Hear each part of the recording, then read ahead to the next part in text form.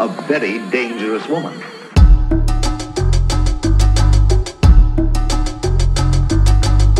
To me, we are the most beautiful creatures in the whole world. Black people, black people. A very dangerous woman. Disrupt, to remold, and to create. Black girl magic, girl magic, girl magic.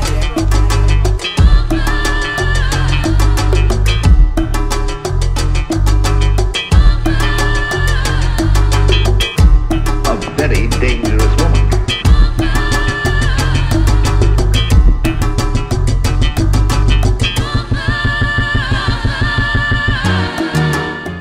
Hey people, welcome to an evening with the creative class. The music you just heard was composed by Alvin John Boy on the Beat Saunders. And John Boy on the Beat is a composer that has worked with Theater of Movement and is part of a project called the Resistance Project. And the Resistance Project, celebrating African diasporic women's activism through music and dance, was supported by New Music USA. And this grant was made possible by annual program support and endowment gifts from the Andrew W. Mellon Foundation, the Mary Flagler Carey Charitable Trust, the Baisley Powell Elabash Fund, and the Gladys Kriebel Delmas Foundation. But that's not it. That's not all. This project, the Resistance Project, has also been made possible through support from the She Can, We Can grant from the University of North Carolina at Greensboro, the UNCG School of Dance.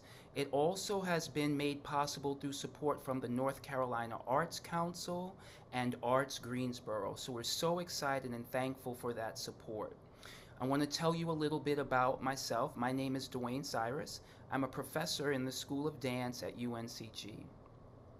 And the Resistance Project is also a several years long research project that is geared at uplifting and representing the voices of African diasporic women. And we've been conducting research in visual art, in dance, in music, and we have a number of amazing research people who have been working with me, research assistants, including Journey Smith, who I will bring on in just a moment.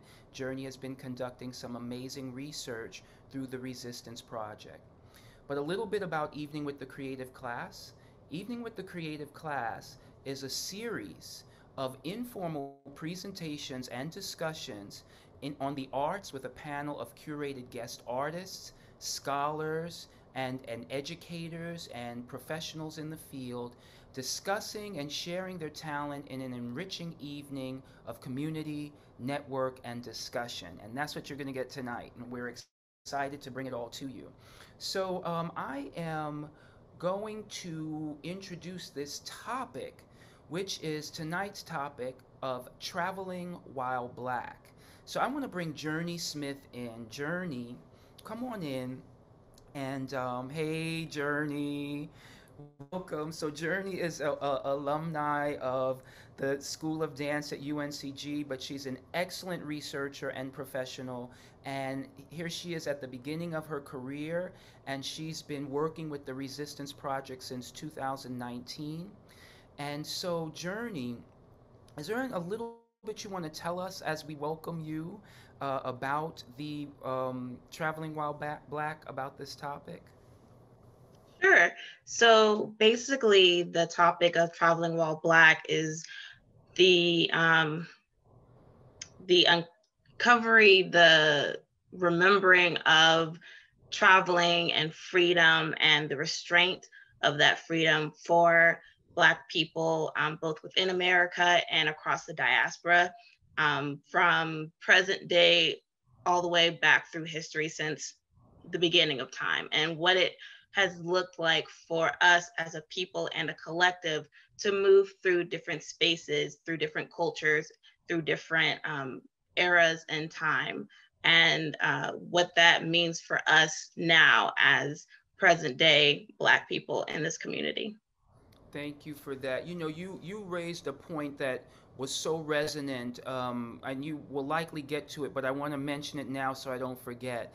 that the idea of being able to travel is a form of freedom, right? To be able to move around. You think about how the ability to travel has been challenged for all of us this past year. But when you think about traveling while black, this idea that travel is a type of freedom, and a right that we all have to be able to move around. So, what started your interest in the topic of traveling while black? It really started when I was still at UNCG studying dance, and I got this amazing opportunity to travel abroad and study dance. And part of the orientation process was for students of color to be invited to panel discussions and seminars about what we should expect in regards to racism, colorism, et cetera, in these different countries. And it really sparked a fire in me because the thought that, you know, our university was so considerate to try to prepare us for the unknown and didn't shy away from the fact that the color of your skin matters to not just people within the United States, but outside in the world. There is a view that's held of you, and it's important for people to be privy of that and Mm, how that affects something as simple as traveling from one place to another. that's right. So Journey, what were some of your personal experiences traveling while black? Well, my first major escapade, I guess you could say, was when I was a lot younger, probably in elementary school. I lived in North Carolina for a few years, and then we packed up and moved, my family and I, to California. And the experience there was a huge culture shock. And especially coming from a neighborhood that was predominantly Black and then being moved to what was actually a predominantly Asian and white community was a difficult transition for me. And so I had to really come to grips with my race and ethnicity and what that meant to be in this new space outside of what I used to consider home, and how I interact with other people, recognizing this new cultural difference between them and myself. Journey, you raised some great points just now with what you said. I want to welcome people who are just coming in, and I want to let you know that for this event, Journey and I will be speaking for a couple more minutes. Then we'll bring in our guest, Natasha Nikokeza. But then after that, we'll have Jamal Barnes, and we'd like to leave some time for Q&A from the audience. So if you're on the webinar, please, you can use the Q&A feature on Zoom webinar. If you're on YouTube, I believe there should be a chat function for YouTube. We definitely want to hear your questions. This program should run about 90 minutes max, so we will be on to the rest of our evenings by 8:30. The other thing that I want to say that you brought up, Journey, that is very important is that we stand in solidarity against racial violence. That includes the violence that has been recently taking place against Asians and Asian Americans in this country. We stand strongly against that violence. In addition, of course, we stand for black lives and against any violence against black people, violence against women, any of these issues. That's what the Resistance Project is about. And so, Journey, tell us a little bit about why is it that you think black people in particular have a different experience traveling than other races? Well, I think part of it is definitely, as I mentioned before, Black people as a whole have been living in this experience where we are forced and moved into this monolith, this conglomerate of Black person. And so this idea of what it means to be, look like, act like a Black person is held in various forms, but across all countries, all nations have this idea of Blackness. And with that can come pros and cons, a great con being anti Blackness and racism and colorism, to name a few. So, as Black people, we are constantly having to fight against and prove otherwise that um, our Blackness is both valid and unique to an individual. And when we travel from country to country or place to place, we're constantly being put up against that idea of what it means to be a Black person. And the repercussions of that are something that we have to face. Yes.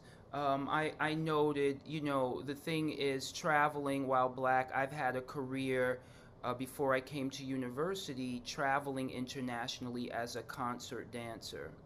And I don't always remember feeling hated or feeling a negative aggression because I was black. Sometimes you felt like people really liked you because you were black. But I always would point out that in some ways that was also equally uncomfortable. So it's like, okay, well, why do you like me? What's up? What you don't no, I don't play basketball. Like, so those kind of things are really important. So I think you're touching on some ideas around intersectionality. Like, what does it mean? There's different types of blackness. No, we are not a monolith. So how does intersectionality, for you, in your mind, your perspective, play a role when traveling? So, intersectionality is, for me, when I'm thinking of it, it's this idea and concept that as an individual, we are made up of many parts. And so, a lot of times, these parts um, inform one another.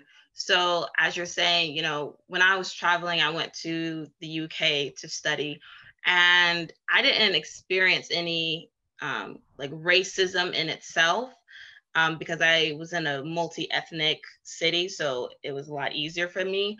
Um, but I also understood that I'm not coming into this space as solely a Black person.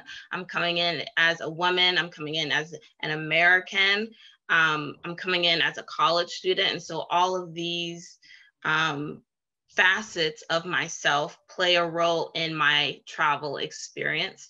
And they also play a role in the way that my overall identity is being perceived and also how I walk in it myself. Yes. So, Journey, I know we're going to move on to our guest, and I think you may have a video you want to share with us. So, my last question for you is, what were some of the methods that you understand were used to ensure safe traveling experiences for Black people in previous decades or in the past? Right. So if you think all the way back to um, the slavery era in America, just traveling from the South to a perceived freedom up in the North, there were, methods like the Underground Railroad. You had people creating maps and patchwork on quilts and hanging them out to help guide people. They were braiding directions into their hair. All of these methods were used to up the chances of having a safe travel experience from point A to point B.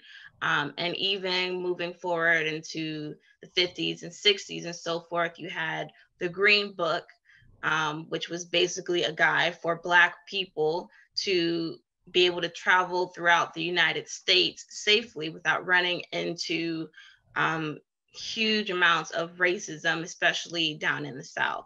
And even now in 2020, we've got the Digital Green Book being created for Black people to stay away from what we experience as the more subtle racist experiences that can be met. And the video that you mentioned will also explain some more methods that families and individuals use to be safe whenever they travel together. Excellent. Hey, Journey, let's check out that video. And then we'll move on to our guest after the video. Folks, the video's about 2.5 minutes. Check it out. We always leave late at night so that we try to get to North Carolina just after dawn so that we could drive through most of the place, most of the South in the dark, because my father felt that was safer. 3 or 4 times a year I would go back and forth to Georgia. But I knew I wasn't supposed to stop at night to buy any gas or do anything, not even to use the bathroom. If you had to relieve yourself, there was always some kind of can in the back of the car.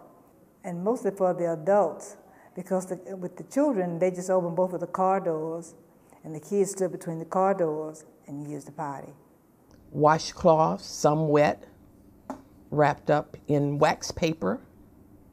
I don't recall that we even, in my early travels, that we didn't have any plastic bags. Yeah, it was wrapped up in wax paper because we'd have to use the bathroom on the side of the road. You tried to get everything you needed when it was daylight. That included gas.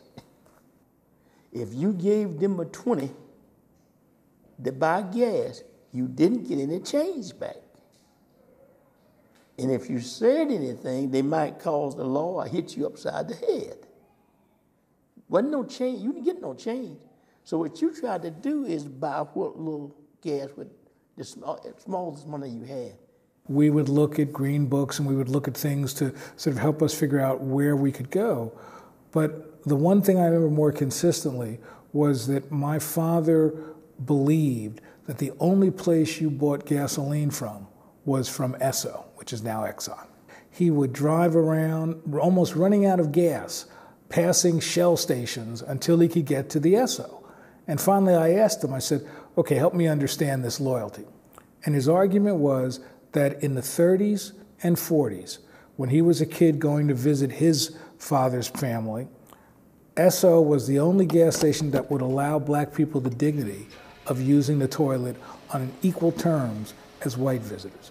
And so the notion of unpredictability of racism, that it would tap you on your shoulder at moments you didn't expect, was really the key. And I think that the Green Book actually gave you that confidence that you wouldn't be tapped on the shoulder unexpectedly.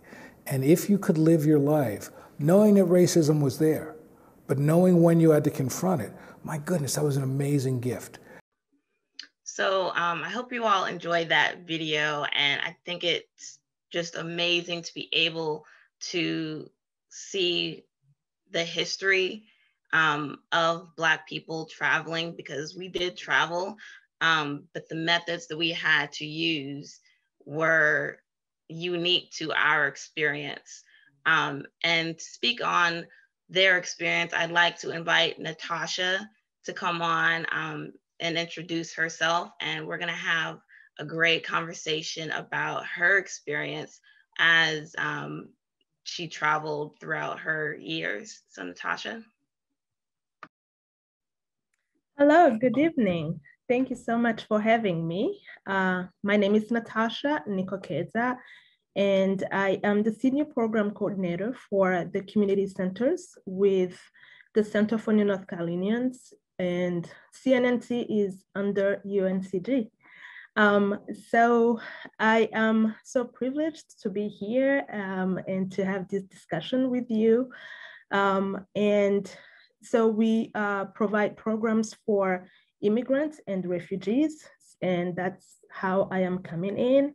My family and I came to the US 13 years ago almost as refugees, and I am a mother of 3 and Black woman raising 3 handsome boys. So 2 are teenagers and the other one is on the way. And so that's how I'm coming in. Thank you again for having me. Thank you for being here. And the website for the organization that Natasha was just mentioning can be found in the chat. If you want to definitely check it out, get more information. There's a lot of valuable stuff on there. So now let's kind of segue into, you have more information for us about immigration and things of that nature. Absolutely. Okay, so I really wanted to share a little bit about immigrants and refugees because I felt like will not do it justice if I do not provide this the definition of these terms and also really talk about who we are and what we do. So the immigrant is a broad umbrella term used to describe a person who comes to live permanently in a foreign country. Some come with permission through a specific visa and some come without. And if you are wanting to know more about immigrants or how you can help, please reach out to Faith Action International House or the Center for New North Carolinians. Refugees are a special category of immigrants who have come to the country through a particular US government and United Nations High Commissioner for Refugees, which is UNHCR. And they have a fear of persecution from their country of origin, and they are persecuted for race, religion, political beliefs, etc. If you want to know more about refugees or how you can get involved, there are 2 resettlement agencies in Greensboro, African Services Coalition and Church Road Service. Montagnard Dega Association is another agency, New Arrival Institute, and as the Center for New North Carolinians. So the experience of Black immigrants in the US, with a few exceptions, the lived experience of Black immigrants very much mirror the experience of Black American citizens. They encounter anti-Black discrimination and racial prejudice because of the color of their skin. Similar to American-born Black people, they are often subject to the same risks of poverty, lack of access to quality health care or affordable housing, etc.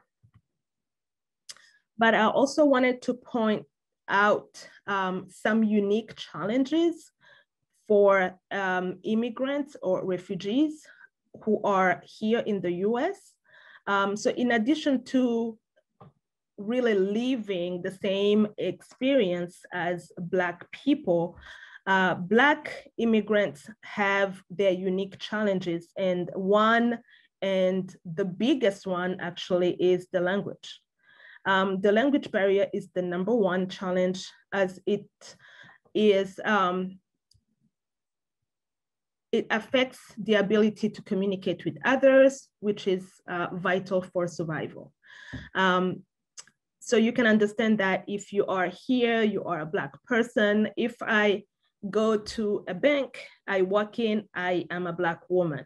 But if I am not able to communicate, you won't know why I'm there, and definitely the service will not be provided. Culture is another barrier for people coming in the US as immigrants, because a lot of things are different and it takes time to adjust to the new culture. Immigrants' parents have a lot of conflict when they are trying to raise their kids, again, because of the culture, but also because the kids learn very quickly the language and the culture, which leaves parents behind, and which also create that gap between the parent being one group taking so long to adjust, and the kids becoming quickly Americanized, which is not always a good thing for parents who are immigrants to this country. The other issues are, securing a job, a house, and so on. Accessing services, again, because of the language barrier, because of the transportation barrier, because of these other issues that we talked about, accessing services is really hard. I talked about walking into a bank, but it's the same situation when folks are trying to get services, like let's say they are trying to apply for food stamp or Medicaid. They are not able to speak for themselves. They require interpretation. And that is not a service that's always provided for them. And so that it's in the way of them getting the service, but also it's that barrier that brings people to feel that they do not belong, to feel that they are looked down at, to feel that people around them do not include them, that they are not where they're supposed to be. So I want to speak to this last paragraph because it's very important that you understand immigrants must often adjust to becoming an ethnic minority for the first time when they come to the United States. For many, it is the first time that in their lives that they face discrimination based simply on the color of their skin. Where I come from, I look like everyone else. Everyone look like me. But when I'm here, I all of a sudden become the other. I become that other person that has to adjust, that other person that does not look like everyone else, that other person that it's in the minority and that everything about the person has to adjust to something else that is pre-existent. So it's a lot for immigrants to take in. Thank you. Wow, thank you so much for sharing that. And I could definitely see so many parallels, especially the part of having to constantly be adjusting yourself and facing the title of other is just that. I mean, that is just a paramount experience. I feel like so many minorities, in America are having to daily just conquer, just being othered all the time. And the idea of language being such a huge barrier and not just affecting the way that you communicate with an individual, but like your access to something, simple as going to a bank and, making deposits or something. And I definitely encourage everyone to check out those links and those organizations because it's important to be educated and aware of these things so that you can help. Most definitely. So with all of that, can you tell us what traveling was like for you back home when you weren't the other and you were part of the majority? What was that experience like? Let me maybe quickly share about what my experience was coming to the US, because I think then from there you will understand what it was for me going home. So coming to the US, it was like a dream come true because I had always wanted to, come to the US and to have to, especially to be able to give the opportunity to my kids to live in a safe country. So we left my home country because of the civil unrest that is still happening to this date. And the journey was not easy, but we were really happy to be able to make it. So the entire family without losing anyone on, during the journey. So my husband and I were fortunate when we got here. We were educated. We had, college degrees and all of that, but still it was shocking. The culture, the American accent. I went from being this very, a professional, feeling good, going to work and, to feeling like, okay, like I'm not gonna get out of the house because I don't understand and I do not want to feel uncomfortable because the accent was different and my words were not coming out. My English was in my head, but because I had never spoken English before, my country, you know, in my country we speak French is the primary language, and I learned English in school, but without practicing, you know, the language, it just disappears until you practice again. And so, you know, I went from feeling great about myself to feeling like I could not even leave the house. But, you know, a few months later, I was like, I have to do something. Actually, I'm not gonna, you know, let this define who I am. So I went back to school, got my master's and all of that.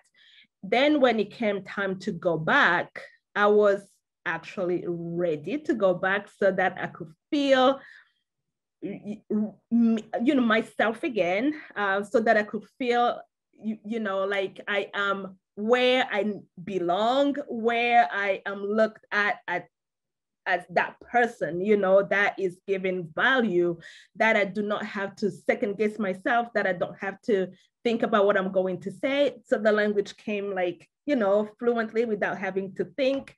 So it was a great experience going home. And of course, eating the food and being surrounded by family and friends. So it was an amazing experience. Oh, that's beautiful. So you talked about the culture shock or just the overall shock from coming from your home to America. Can you tell us about any sort of shock related to like your race from coming from a majority to a minority that you spoke about also in your slides? Yeah.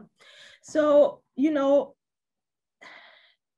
I felt like I could adjust, but whenever I was in an environment where it was predominantly white people, I felt like not visible. You know, I'm 5'11", you know, I am tall, and there is no way that I can come into a room and not being noticed. But that idea of you are here, but you are not here, we are going to ignore you.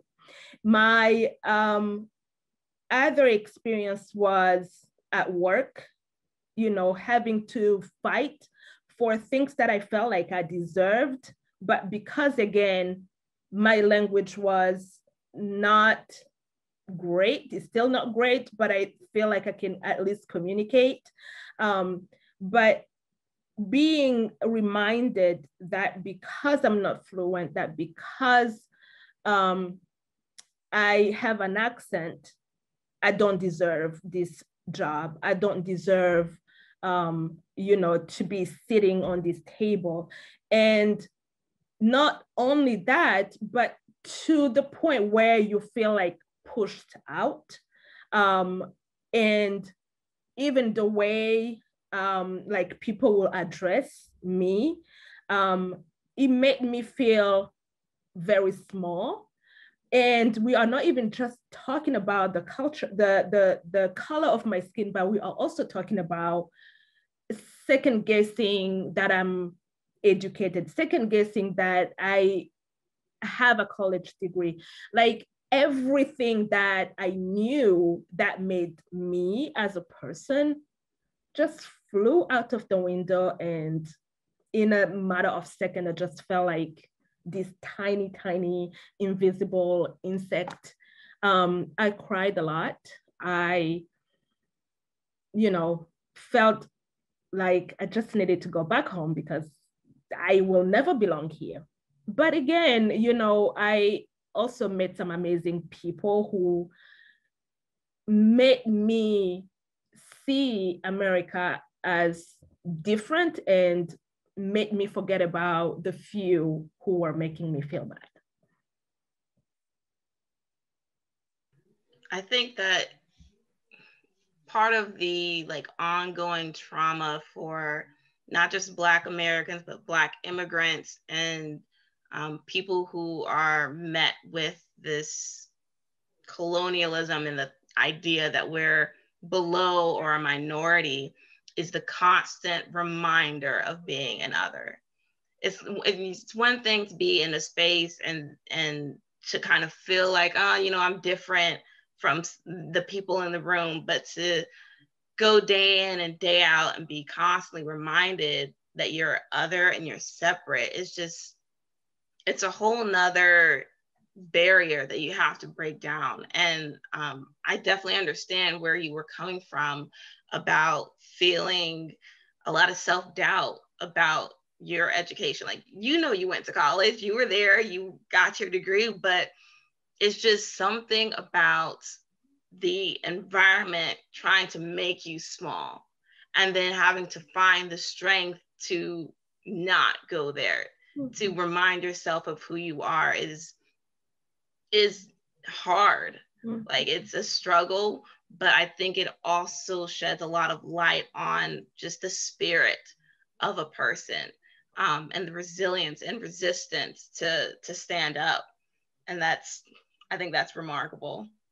So you talked about, you know, your travels and the good and the bad.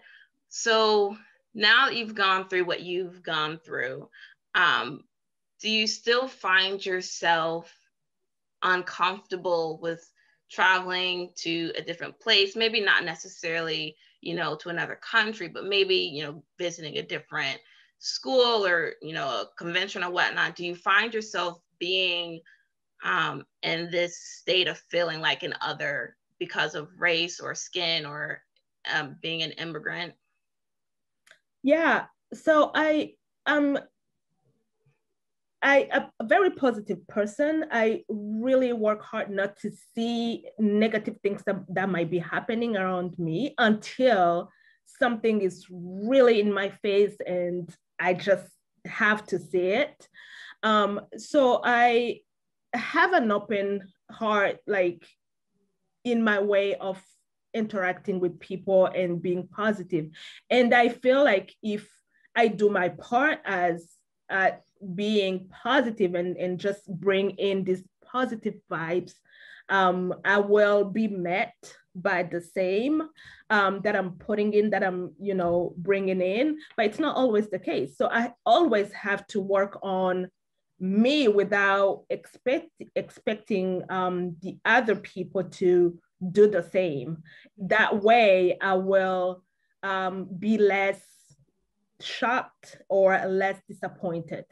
But one thing that I found really hard is that I am a mother and raising teenage boys, you know, soon to be men.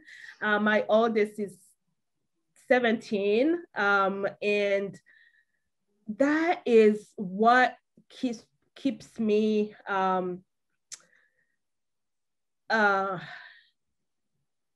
not having that peace, okay? Like having to remember who we are and where we are because of everything that we see happening, and having to have that conversation with my kids and having to tell them that, you know, we worked really hard. We went through this journey to be here, but this is not the end. You know, we still have to look up, you know, like to not feel at peace. We have to, you know, always feel uncomfortable.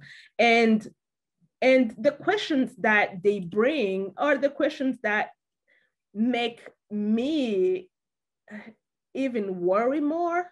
It's like, why? Like, why are we never going to find that peace? Like, what did we do as Black people? Why do we not have peace in our own home country? And then we come seeking that refuge. And then even when we are here, we are not we don't have that peace. Like, what is it about us, you know? So imagine like having to have these kind of conversations with your kids. Definitely that makes me feel like, you know, it's a constant reminder that it's a fight, an everyday fight, and we might win today, but maybe not tomorrow. But I'm hopeful that one day, it might not be in my lifetime, but I'm hopeful that one day things will change, and that maybe my kids or my grandkids will experience that equal treatment that they deserve. It's so important to keep that hope alive, because that gives you the energy to keep fighting another day. And even, you know, when you talk about your Black sons having to travel, you know, and think about what it is that the world is seeing them as, you know, they don't get the same opportunity to walk in their individuality, walk as whoever they are. And instead it's Black man. And so what comes with that is just, it's a heavy burden to have to carry, and one that we didn't put on ourselves. And that's just a whole nother conversation. But it's a serious one. And so I have a son who is 6'5", and he is tired of being asked, you know, do you play basketball? And he feels like whenever he goes places, the way people look at him is not the way he will expect. So they start these random conversations because they feel like they are threatened by his presence. And he's like, so what should I do? Like, this just happened to me. And it was also like that kind of like experience that he experienced when we traveled, because I traveled with him one time, and you know, he was very uncomfortable. Like, people were coming to him and like telling him all kinds of like horrible things.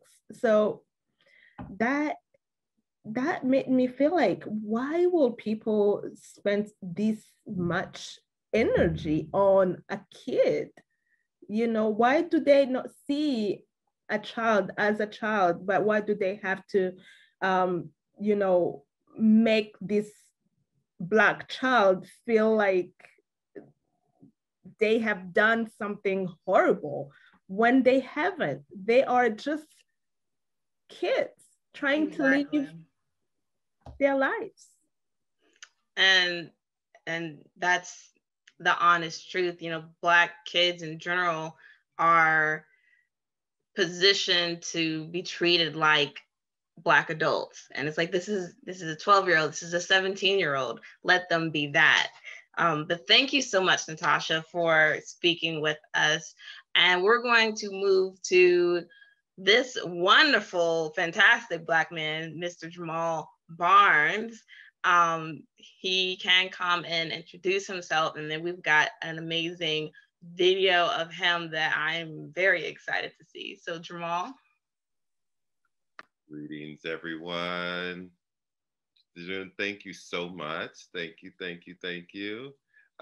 First, I would like to give thanks to Dwayne Cyrus and everyone who is involved with the creative class. My name is Jamal Barnes. I'm a choreographer, instructor, dancer. My pronouns is he, his, they. They are representing all the ancestors that walk with me and all the people who had fed into me over so many years. I'm currently sitting in the land of the Lenape indigenous people, which is now known as Brooklyn, New York. I'm wearing a Black V-neck t-shirt and 2 bracelets, one from my godmother that gave me this, and it was formerly Lenny Williams, a choreographer dancer, and a bracelet I got in Ghana, and I wear these daily. And I run a project-based dance company called Music Dance, and I'm currently teaching at the Alabama School of Fine Arts. So that's a little bit about me. And as we go through the conversation, maybe you'll find out more what I'm doing. Yes. Awesome. Thank you so much for being here. You're so welcome. Thanks for having me. So now we're going to see a video clip.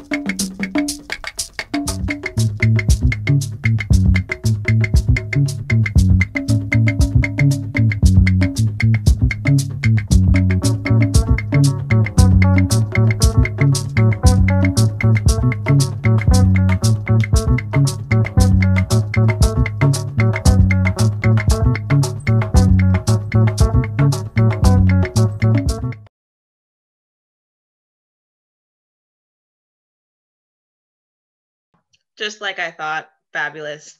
I already expected it. Thank you. You're welcome. So jumping right into it, can you just off the top of your head list off some of the places that you've traveled? Oh, we don't have time for all the places. So when I was in Russia about 2 years ago, and it was interesting about talking about the language barrier. And someone said, "Wow, you're like a global dance maker." And I thought that was like, oh, that's kind of interesting. So I have adopted that as my hashtag, global dance maker. And I'm talking about privilege and freedom and, have an opportunity to travel and realizing that I'm very fortunate as an American born in the 70s to have this American passport in order to be able to travel freely to most countries. And so I've adopted that hashtag global dance maker because dance has afforded me to be in every continent of the world except for Antarctica. And so as I look around and think back about the places that I've traveled as a dancer, as a choreographer, as an instructor, and in the video you probably saw, doing all of those. I taught and also performed and so on. There is most definitely a privilege to be able to do that. And as I kind of check through the places I've been more places in Europe and cities and little towns than I have in the States. And that's really interesting because now I'm trying to explore more of my home country. Yes. Wow, that's very interesting. I think for me, it's kind of the opposite. I've traveled to almost every state in the US, but I've only traveled to maybe a few cities in the United Kingdom. So that's pretty amazing. And you're totally right. It's a privilege to be able to move so expansively. So can you tell us perhaps what your earliest memories are of traveling? Oh, my earliest memories of traveling is with my family on road trips. Um, we drove and drove and drove. And it's interesting because looking at the video that you guys showed, um, I was very frustrated with my stepfather who never stopped.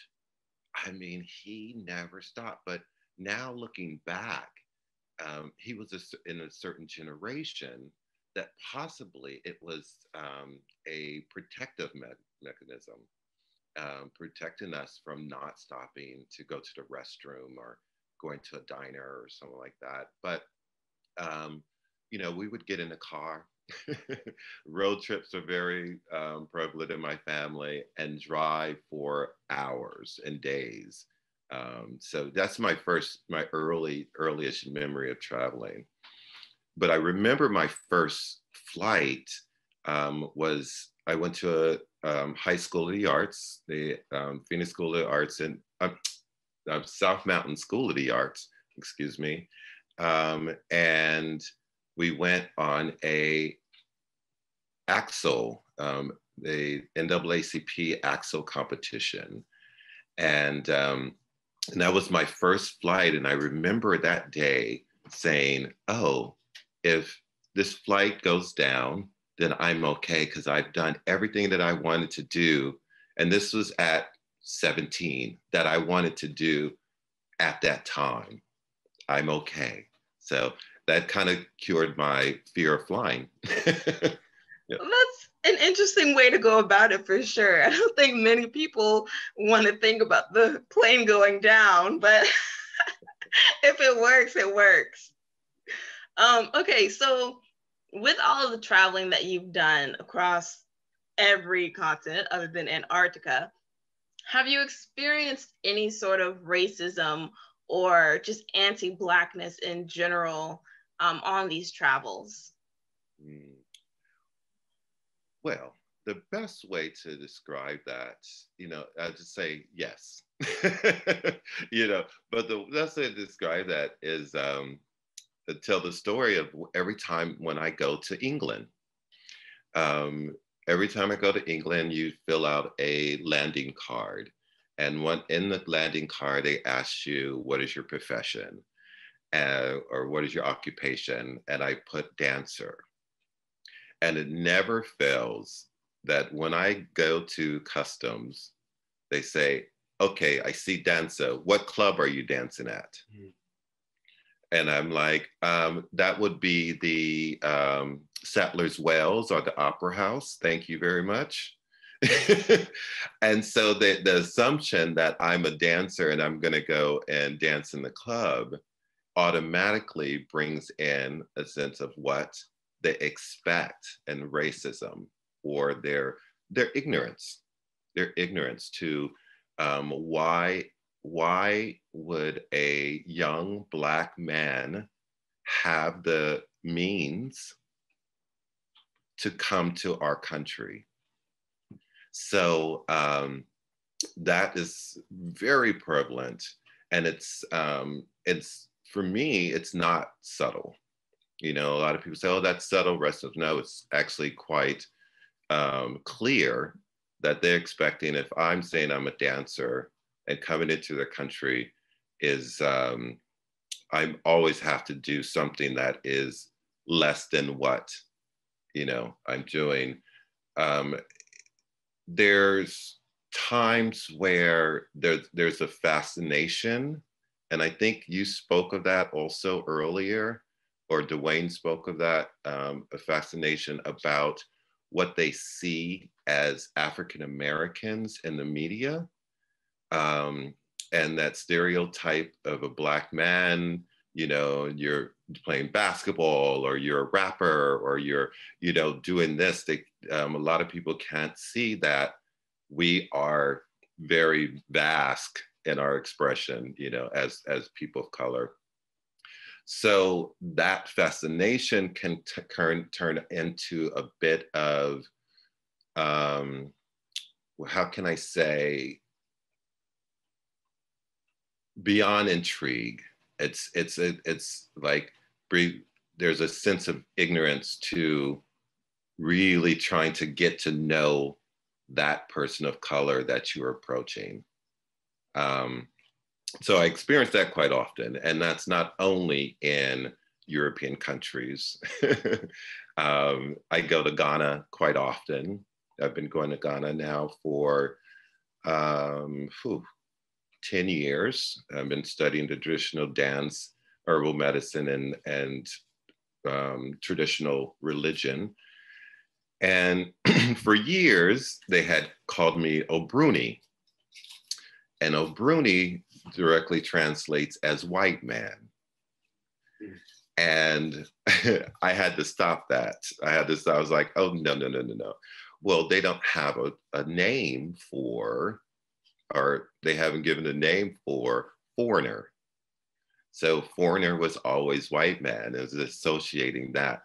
But, you know, there was also, once again, that place, even in Ghana, where I feel the most connected and the most invisible, which I love, to be in a place where I can be invisible, to be in a place where I'm one of many and I can walk down the street without feeling any, I have to have my guard up, or feeling any apprehension about just being. Which is a rarity as a African-American man who was born in the 70s. And so being in Ghana, even being called a foreigner or Obruni, white man, I was like, oh, wait, you know, which then took me to the place of outside of the race thing. So they see me as a foreigner American first, which brings that another kind of connotation. And then they say, okay, you as a Black American. Yes. I think I can definitely understand your experience of what I feel like is being put on like it's a spectacle almost. Like being this Black American is like they're expecting a performance of sorts. And I was looking at something and I can't remember who it was, but you know, back in the years, they used to put Black people in zoos. And so I almost feel like it's kind of that thing. Like, I feel like I'm this like species that they're trying to figure out almost. So And like it's this Hottentot of Paris, when the biggest Hottentot, she was literally put on display and examined and toured. And somewhere I just saw recently that her remains still is somewhere. So yeah, it's still out there. And it's just so strange. I don't know if obviously other races experience this, but for Black people having to like prove your humanness almost, it's like, I'm not a character in a TV show. I'm not this like figurine to be put on a pedestal. I'm me. And me is Black, but it's also these other things that don't necessarily have to be put in such a tight box. And I was talking before about, you know, intersectionality. When I went to England, you know, they saw me as American first. Like, I was an American foreigner, and then I was Black and all these other things. So I find that to be interesting that even in Ghana, they kind of have that same idea of you're a foreigner, and then we see the rest. So And this is one I think also is so important for people to travel.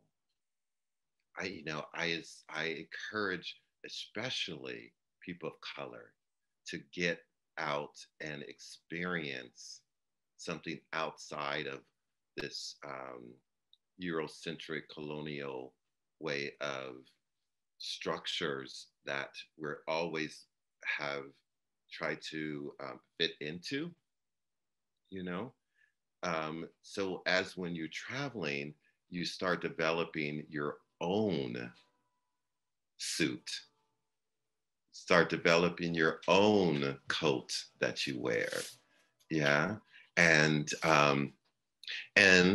then you also are educating. So it's also very important that you are an ambassador for not only a race, not only a country, not only is it, but for yourself and your generation and your family. And how do you walk through the world saying, I am a part of the world. I am that. That is not just isolated in geographic places that someone has drawn a line to. You know, that whole country and all of that. That's fallacy, actually. Um, Someone has decided these lines and these barriers. You know, as African Americans or African diaspora, we were, a lot of us were very nomadic. And so I tried to embrace that nomadic feeling, that nomadic place in myself. And there's not only the downfalls on that, but also some benefits. And I want to also speak on that, on the benefits of traveling while Black. Is I was you, going to say, please go ahead and speak on it. is, you can maneuver through all groups of people, you know, going to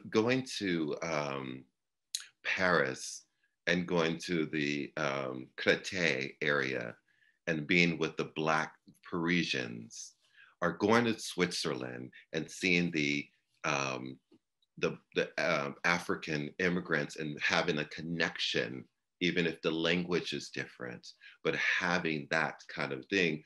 And being raised in America, we know what, Euro practices are. I had to learn that in order to survive.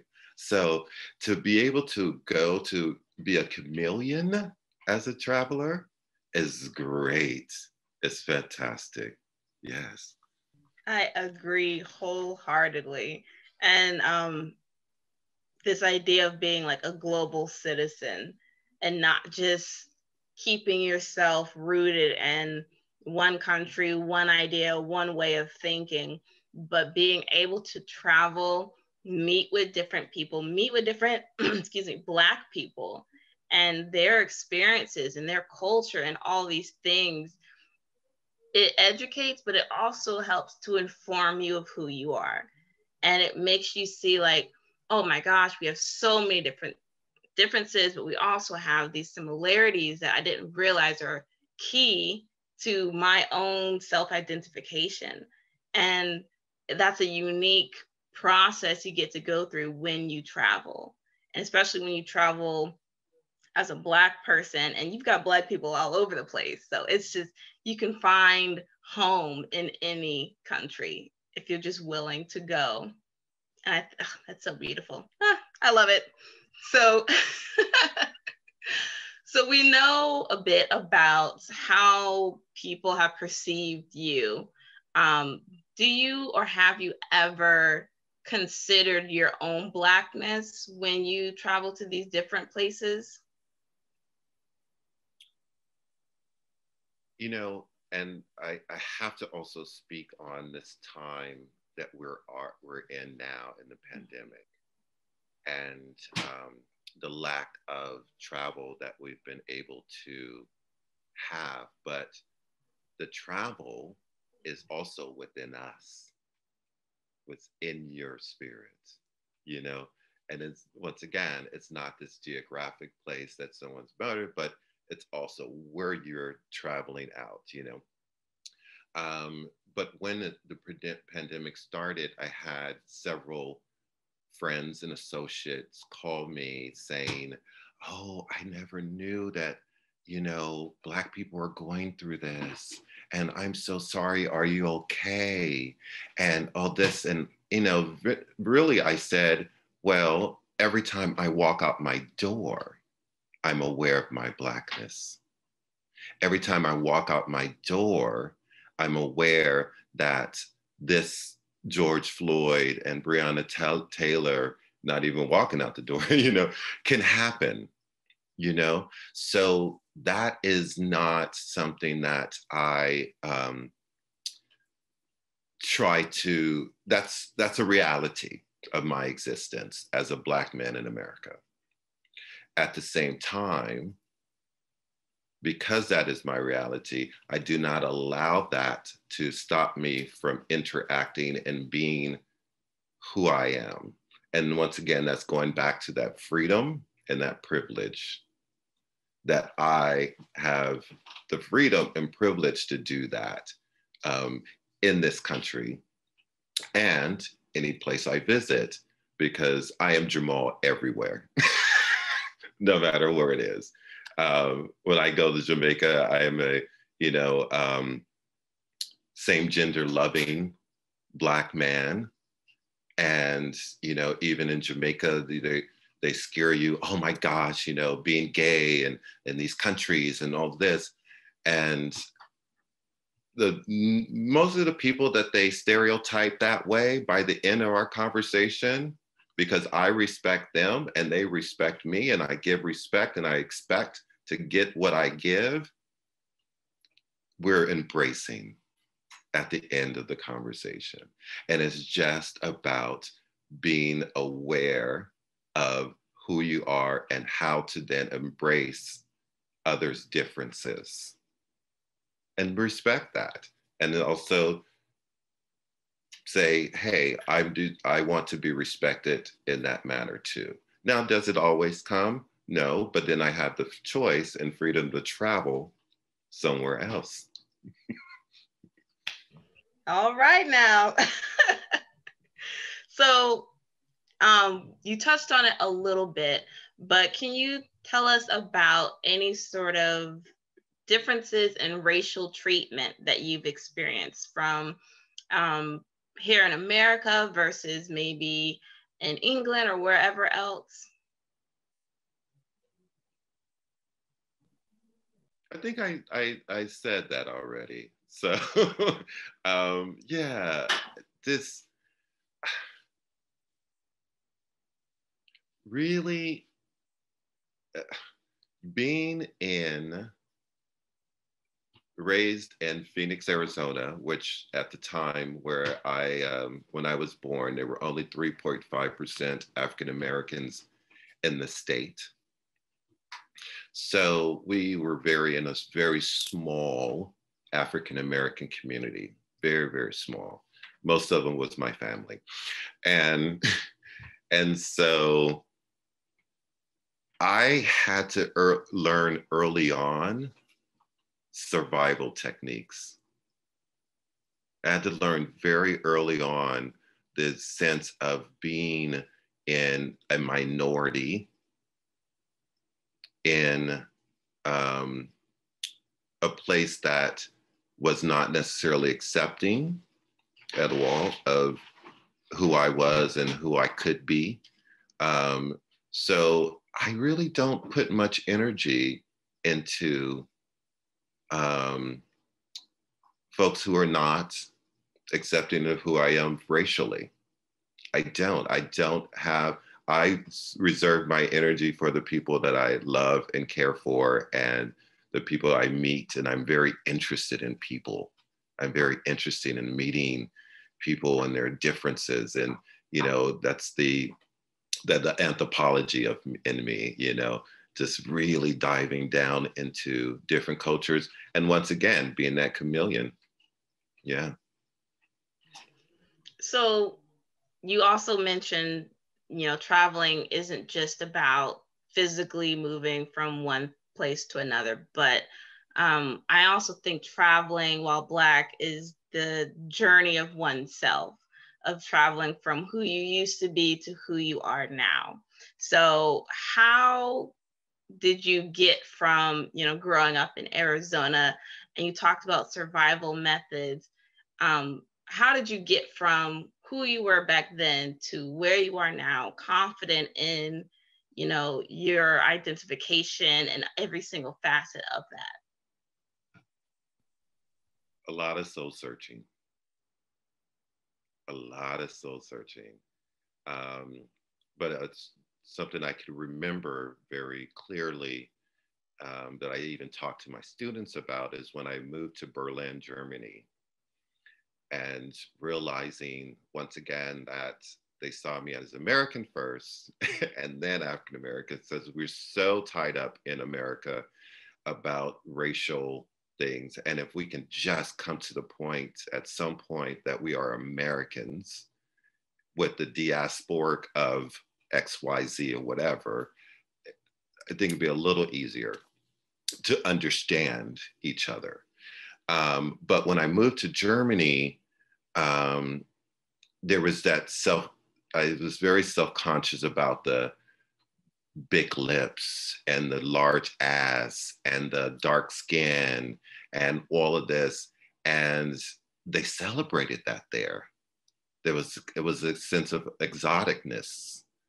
And when they started celebrating, I was like, oh, maybe this is beautiful, And so it's unfortunate. It was some soul searching for myself, but it also took others to also say, oh no, this is beautiful. Black is beautiful. Be Black and be proud. Be Black and be proud. Black is beautiful. Should I say that again? Be Black and be proud. It's beautiful. Yes? Mm-hmm. Absolutely. That whole community aspect is really important, and not just community with other Black people, but community with other races is important. It is integral. And like you mentioned before, some of the pros to traveling is to be able to build those bridges and those connections.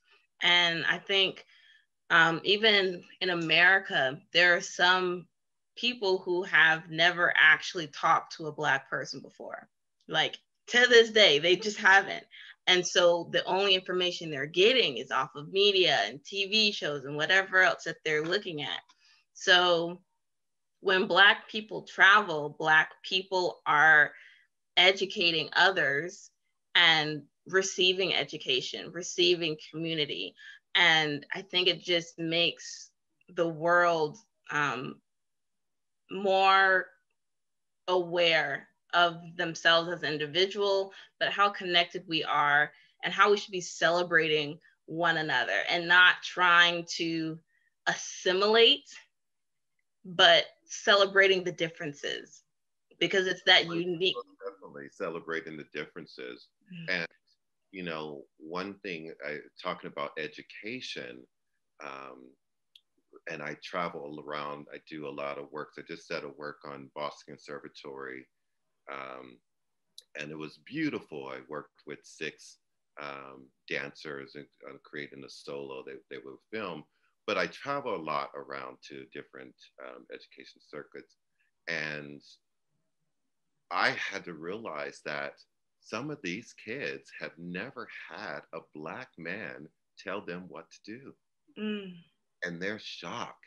And there are things, there's an incident where a young lady said, oh, that I yelled at her.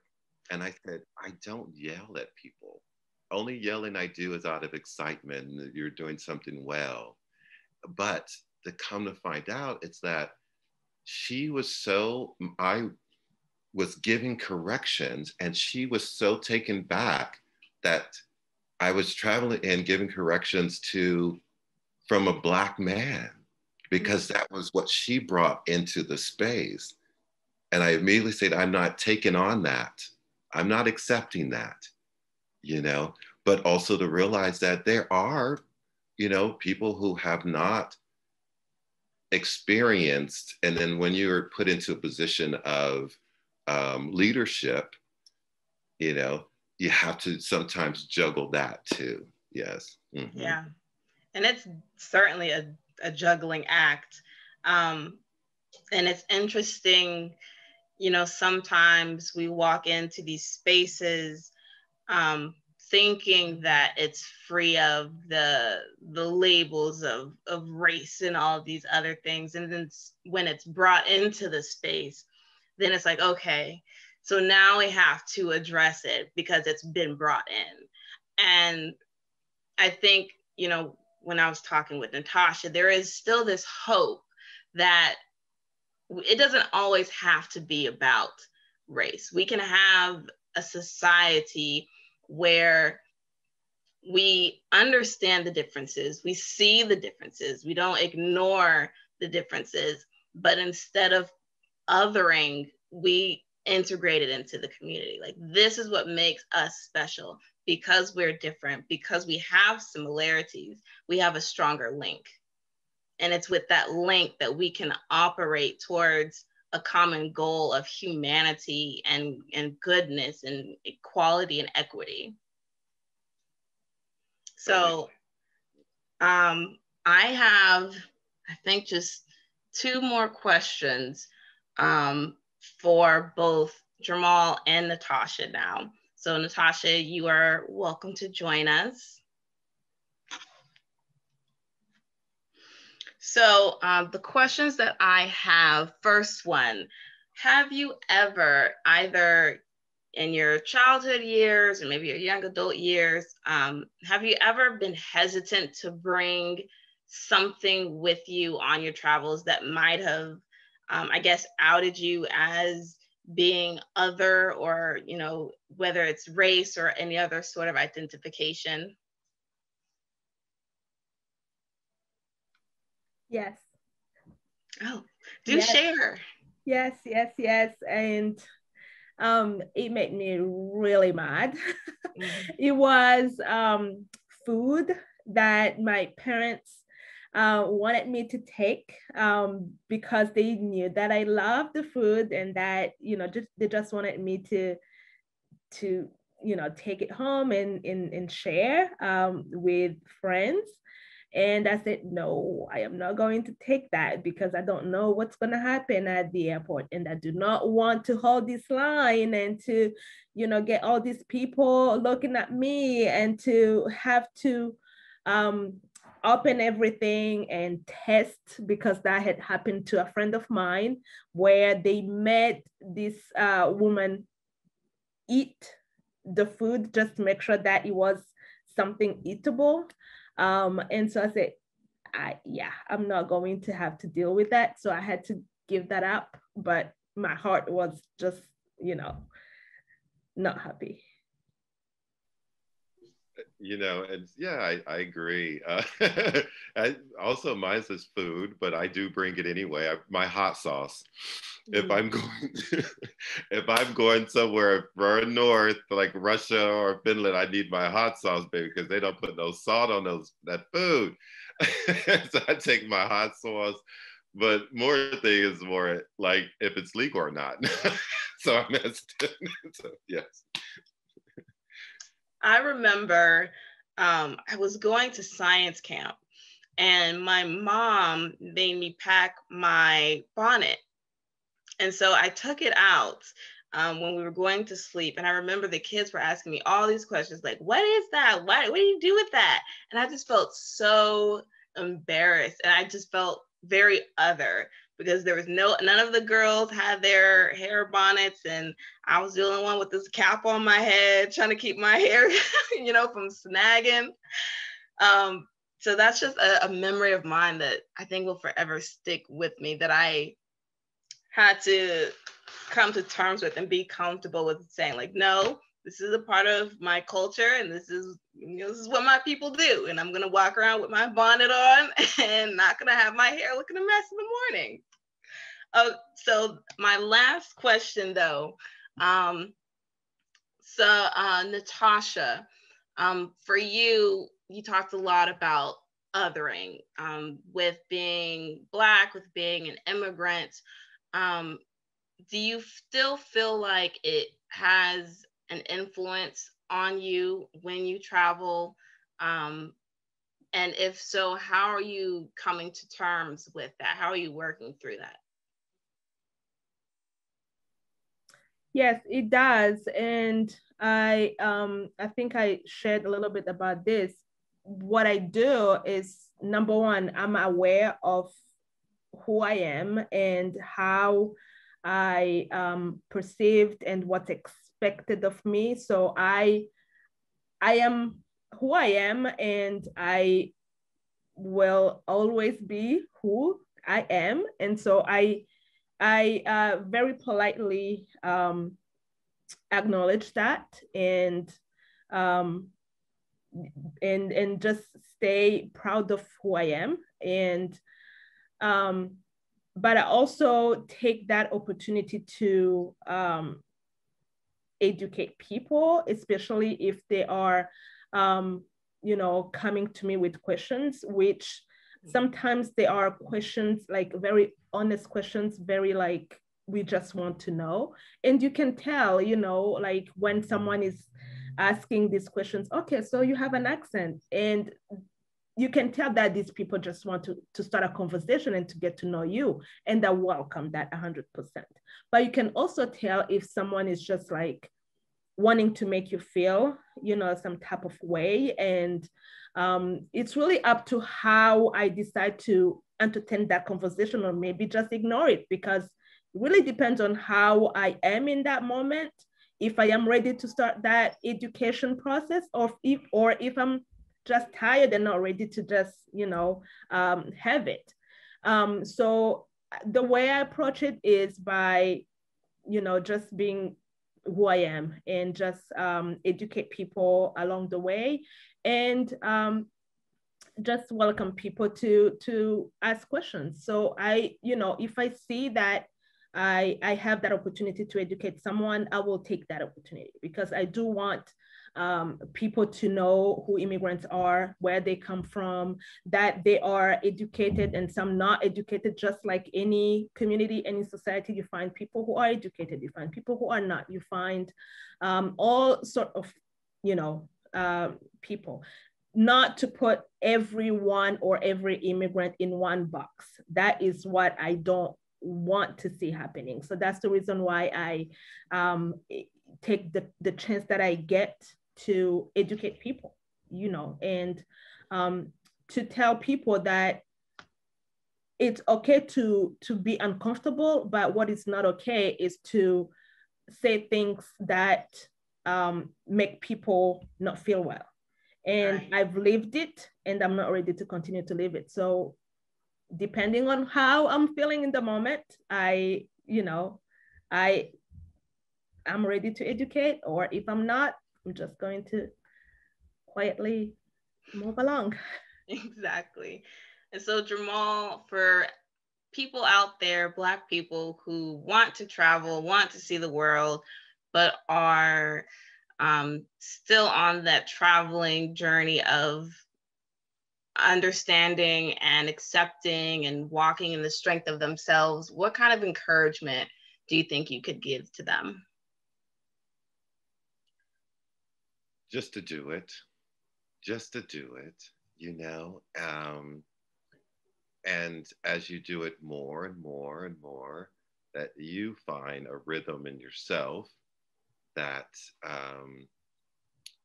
you can kind of walk through all communities and all places, and that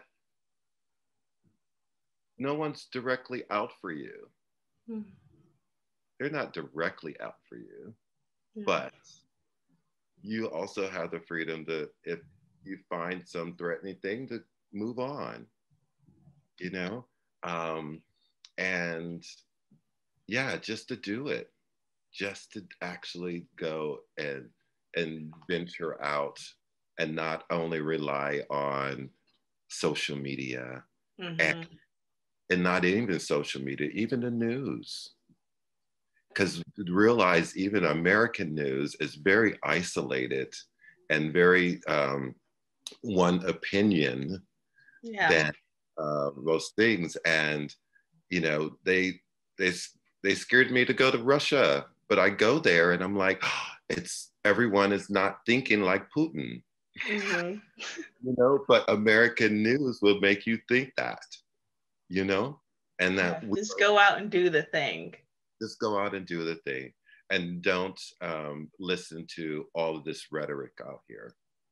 Absolutely. So we're going to take a couple questions from our audience. I have a question since I just opened my mic. For all three of you, where are you going to travel next when you can travel wherever you want? I'll start with Journey. Where would you where are you where's the first place you're going to travel as soon as you can just go? So my family and I are actually planning a road trip, I guess you could say, through Africa, parts of Africa. So we all did DNA tests, and then we're going to go and travel to the countries where our ancestors were from and get connected to that culture a bit more. Nice. Jamal, I know this pandemic hasn't stopped you from traveling, so where are you headed? And I see we have a question in the box, but Jamal, where are you headed? Well, actually, the pandemic has stopped me. I have not been on a flight for a year, so I do not. I've been traveling from New York, between New York and Birmingham. That's it. No, I'm very much. So where I'm heading next, I have not a clue. So many places I still would like to journey to. Journey. You have a wonderful name for that. But I would love to go to. So I don't know. And what about you, Dr. Natasha? Actually, that's interesting that you're asking, because we've been having this conversation. Our boys are taking French, and we encourage them to learn as many languages as they can. And so since, like, my husband and I, our first language is French, so we try to speak at home, and we try to encourage them to take French at school. And so we want to take them to France, Paris, so that they can experience also the culture that comes with the language, because we've been privileged, my husband and I, to travel and to also, like, experience different cultures. This is something that we are really interested in doing with our kids. Nice. Journey, you see those two last questions there in the chat box or in the Q&A box? You want to take those? You see them? Sure. So the first question is, what would you suggest to a solo travelist to Black majority areas? Perhaps Jamal, you can answer this one. Well, a solo journey.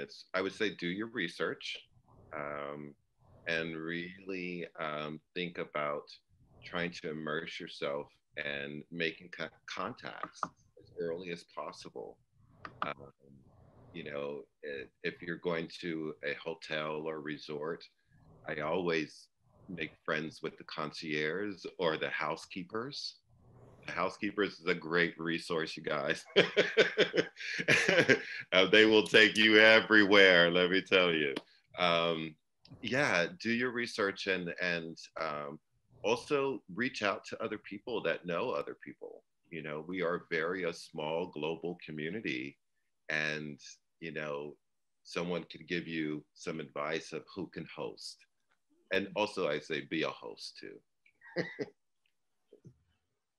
And so our second question is, are there any tactics for trying new foods and customs, either traveling by yourself or with a host? Eat the food. Yep, just eat the food. That's what I do. And I mean, just try a little bit at a time and see if, you your mouth is going to take it and then wait to see if it's going to go down, if it's not going to come out. And for me, if it doesn't come out, it means it's good to go. So I go with that. I love trying all kinds of food. Yes. So I love the food because, you know, especially like when you are traveling in other cultures, and a lot of cultures are welcoming with the food and they want to share, you know, their food. That's the way they do their hospitality. That's how they welcome people. So if you don't eat the food, it looks like, especially in my culture, it looks like you are not wanting to be part of, you know, this house. And it doesn't go well with a lot of cultures. That's what I've seen. So they welcome you with food and drinks. Sit, eat the food, and enjoy. I'll take that last question. Thank you, all the panelists. So Yantandi asks, what kind of advice can you offer for those Black folks who have not traveled at all? Traveling is a form of education in itself. And I'm hearing what Dr. Nikokeza is saying about being gastronomically adventurous, being able to, being open enough to try food. And I think that those kind of go hand in hand. Being open to the world and accepting and trying new things, I think that's very important, in particular for Black people. I think it's great for us to be able to try. We invent so much, we give out so much. I think we can also then take advantage of and enjoy the diversity and various tastes and sights and flavors of the world. So I want to say thank you to our panel, to Journey Smith, who gave us a wonderful perspective on what it was like to travel as a young student, who also helped to bridge these different perspectives by being the moderator for this evening's event. Also, thank you to Dr. Natasha Nikokeza and her advocacy for immigrants with the Center for New North Carolinians. Thank you also to Jamal Barnes, who is a citizen of the world and a global choreographer who has reached people with his art in many, many, many locations. And you break down barriers with your art. A really wonderful thing. Thank you to all the people who have come today and attended and listened to this Traveling While Black Evening with the Creative Class. We continue to offer Evening with the Creative Class events. Please join them. You can find us at theaterofmovement.org, which is theater with an R-E, theaterofmovement.org. But also, where did I put it? Hold on. Don't forget that we want to say thank you to the UNCG School of Dance, and you can find that at uncg.edu/DCE. I hope that's not backwards. I hope that you're able to see that. So thank you to the UNCG School of Dance. We have a concert coming up April 9th and 10th. Check it out. We even some other work. So if you go to that website, you'll find out about all that's going on in the UNCG School of Dance. Thank you to Amy Masters, who helped us make all of this happen, to Mandy Moore, who helped promote us on social media, and thank you to our sponsors, to New Music USA, and the composer we're collaborating with, John Boy on the Beat. Thanks also to the North Carolina Arts Council and Arts Greensboro, to She Can, We Can initiative from UNCG. Folks, check out what we're doing, and remember, travel safely. Thank you so much for joining us this evening. Good night.